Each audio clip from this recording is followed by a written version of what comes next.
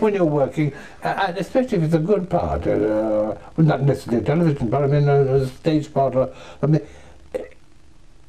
it does take a lot of your time, because you indulge yourself in your part, and often by indulging yourself, you're giving yourself a little more depth to the part, and I mean, a lot of the time you waste. You can waste an awful lot. I mean, in the act of indulgence can involve an enormous waste of time, but often the waste of time does give you just a little sidetrack, a little bit. It's a sort of serendipity thing, something out of the blue that's come out of your daydream about the part or something. Excellency, there's a ship in the harbour. I know, I've seen it. I believe it comes from Rome. I'm sure it will bring important letters for you. In fact, I thought they might already have arrived before I got here. No, Thrasyllus, nothing has arrived. What do you see in your horoscope? It must be good news. I'm not looking at my horoscope, Thrasyllus. I'm looking at yours. At mine? You must be joking. If there's good news on that boat, you'll find it in your horoscope, not in mine. Mine has been so indecisive lately, I thought it would make more sense if I examined yours. But why? What could that possibly tell you? Let me put it this way. I decided this morning that if nothing pleasing came off that boat, I would have you thrown down the face of the cliff into the bay.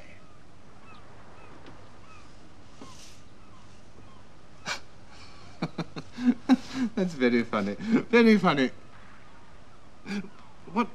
What exactly does it say? Can you see anything? Oh, yes, it's very clear. It confirms my worst fears for your safety.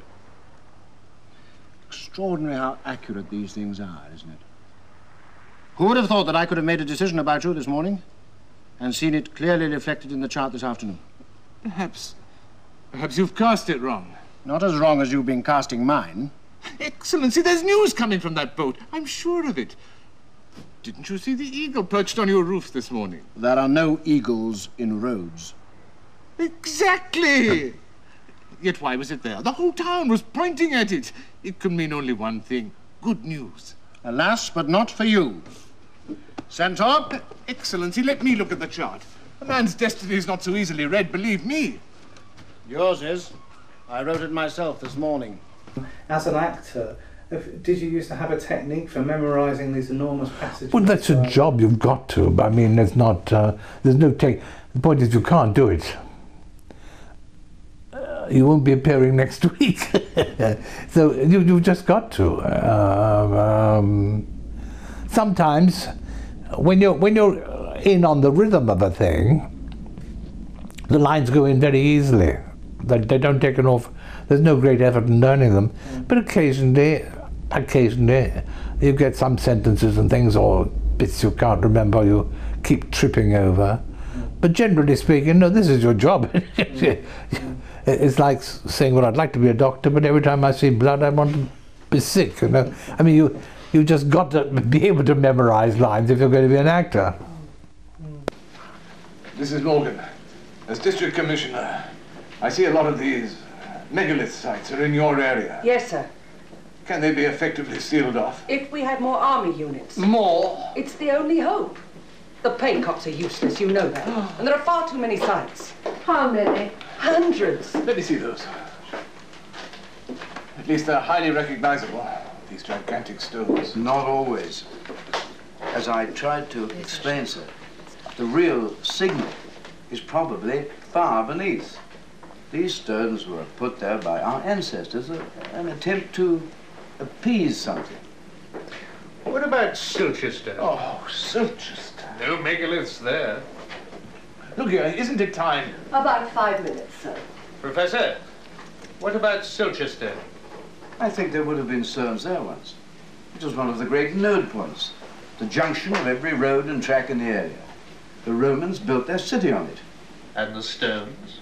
Well, perhaps they'd been shifted or broken. But what was underneath stayed, under the open fields. And yesterday, those kids found it. Please, please! 3,000 more of them. A meadow, appropriate for a human harvest. That is really what you believe is happening? I have to. So these are no help then? The dangerous places could be anywhere. Perhaps. Traditional gathering sites. Then even here in London, the great parks, Tyburn, Eastcheap, or right here, 200 feet above our head. On a weekly show, I mean, it's all too rushed, so it doesn't have that lasting. I think one schools oneself as an actor for it anyway, because you obviously want to be absolutely, I think we called it, what dead letter perfect. That was something, I can't remember the exact, an acting term everyone knows, but I've suddenly forgotten. Horatio. Jim, what a lovely surprise, isn't see you? You know Kim, don't you? Well, of course I know her. She's your daughter, isn't she? Did you see her leave the fete in a car? Car? Some car. Old wreck, more like. Who was in it besides Kim? Man driving. And do you know what?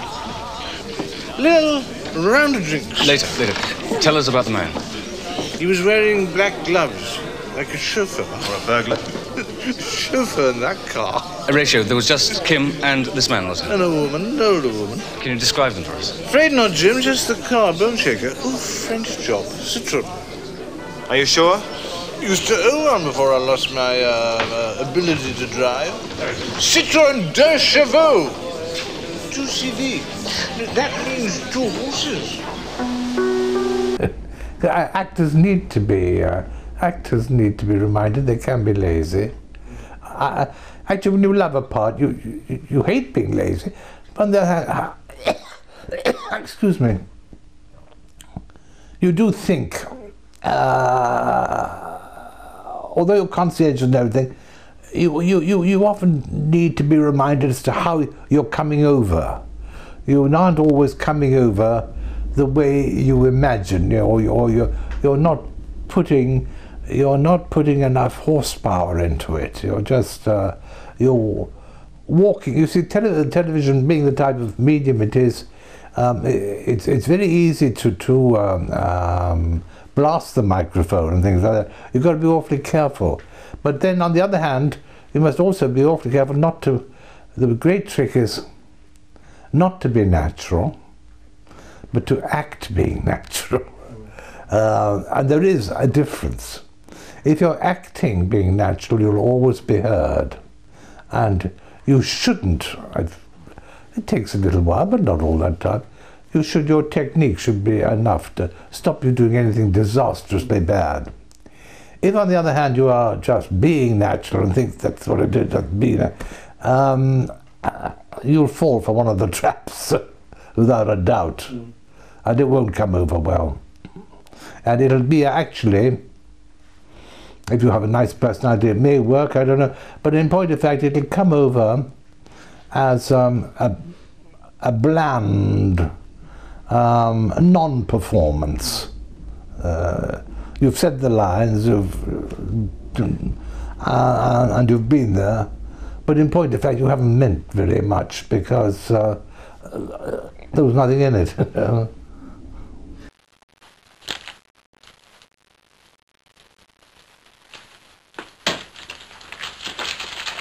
It's perfectly in order, the usual amount. The usual amount. Thank you. Another satisfactory transaction on both sides. I'll be in touch when we need further supplies. We may be forced to increase our prices, Mr. Rothwell, if the frequency goes on increasing. No? Cost of living. You understand? In a manner of speaking, sir. And the risks involved. Very well. Shall we say an extra 5%? Of course, if we knew the exact purpose you require them for. 10%. Thank you, Mr. Rothwell, as long as you're satisfied with the service we provide. Thank you. We have no complaints. I shall be in touch. I remember being heckled by you get an audience of people watching you when you're filming. The location we were filming outside, And I remember being heckled by some dreadful woman.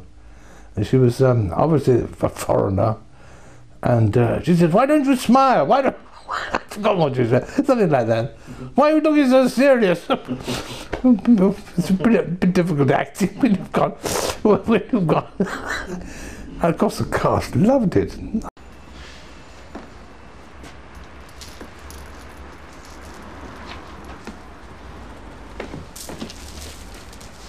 They're against it, you know. Are they? Why is that? Who knows? Could it be that hell is not so commodious after all? But it couldn't cope with the sudden influx. Mr. St. John? That's St. John. Is it?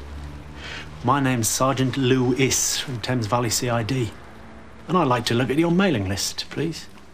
Oh, I'm afraid that's not possible, Sergeant Lewis. You see, I guarantee strict confidentiality to my clients. We live in such intolerant times. If I don't get to look at the list, I'll be back here in half an hour with a court order and 3 or 4 very nosy lads from the press, Mr. St. John. If you would have ever been asked to return to the role of Tobias Vaughan or Marvick Chen, would you have accepted? Yes. Oh, yes. Yes. It's a lovely part. I'd love to.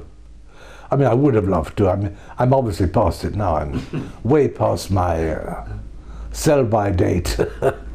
And so I couldn't do it now. But I would have loved to until I'd, say, got to 70 anyway. If I could have got away with it. Although I don't think I'd have got away with Tobias Vaughan because of the makeup and things that one might have got away with Marvick Chen. I don't know. Anyway, it's too late now.